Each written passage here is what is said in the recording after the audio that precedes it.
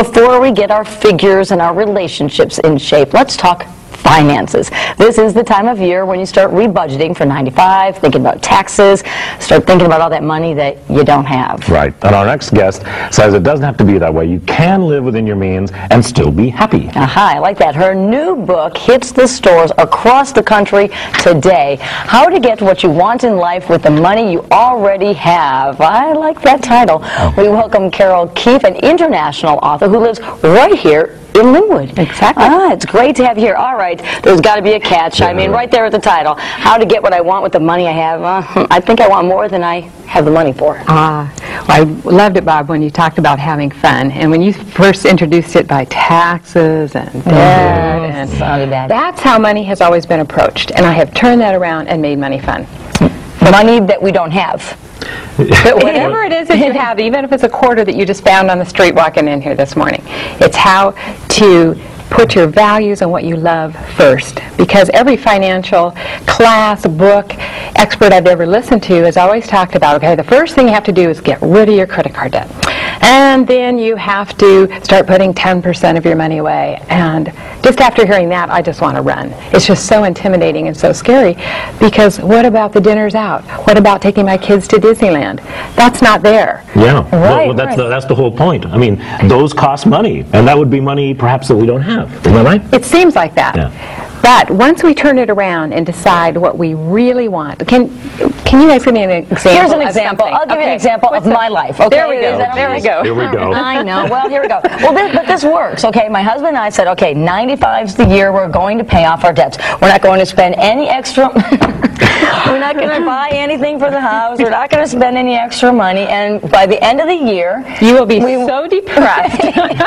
Life will be so miserable that no one will want to be around you, Karen. It will not be good. Well, But okay, won't you feel good about Right, having paid off those debts? Oh, you know, that's our See? minds working. Our minds You want us to say, turn that right around, don't you? Yeah, Bob, our mind says happiness equals bills paid off. You know, excuse me. Happiness is taking your kids to Disneyland. Happiness is running on the beach. Happiness is going out to dinner with someone that you love and care about and having a good time. That's what happiness is. Bills being paid off is an intellectual extrapolation of what we think will bring us inner peace. Now, I'm not talking about being irresponsible and not paying bills. I'm talking about once we decide what we want. So let's get a real example and give people a way to do this. Okay. What's something that we want to buy? Or a trip that you've been putting off, or a place, maybe one time you went to a wonderful place and it was 10 years ago and you want to go back. Okay, it's sort of, it's drizzly, it's gray, it's January, I want to go to Mexico. Okay. Okay, so $1,000. For you- At least. At least. This Probably is something 1,500. everyone can do at home, and that is grab something like a peanut can, Yeah. okay? Peanut can. And label it with Mexico. Okay. Doesn't look much like Yeah, it that. doesn't look much like that. It's only got change in it. So now what you do, when you go to the store later today, Bob, and you buy something, let's say it costs $16.07. Instead of reaching in your pocket to get the 7 cents, pay with the extra dollar. Pay the extra dollar, write the check for the dollar over. Reach out your hand. When they give you the change, take it home. When you get home, reach into your pocket for all the change you've gathered all day and drop it triumphantly into your Mexico And there goes my hand. parking money.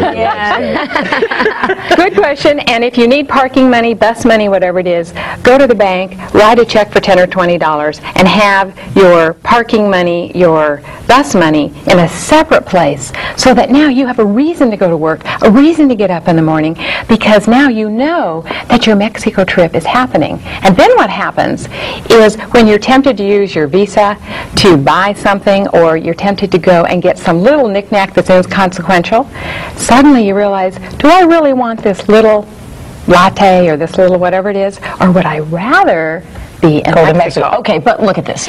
It's quarters. Can this add up to $1,000? This can alone will hold over $200 worth Really? of quarters. Yes, and it adds up fast. For example, how much might slip through your fingers in one day? Just on little Scary things. thought. Scary. Especially in your case. I don't Lots of know, numbers. $20, you know, is that a lot? I don't know. How much for you, Bob?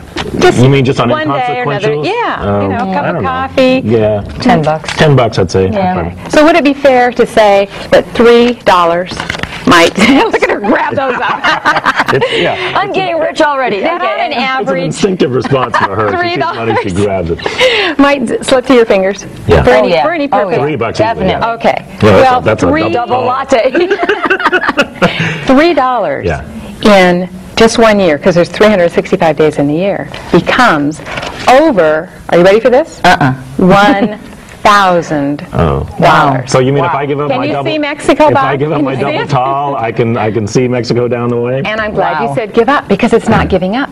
When you look at the latte, and let's say you're a 3 or 4 latte a day person, or you're a latte here and then buy a new something here, a magazine there, it's frittering it away. Now what you do is you look at the magazine and you say to yourself, would I rather have this magazine or would I rather be in Mexico? Yeah. So basically, it sounds like your philosophy is reordering your priorities so you put away little bits of money to achieve your goals without sacrificing the things you want to buy? Without sacrificing, exactly.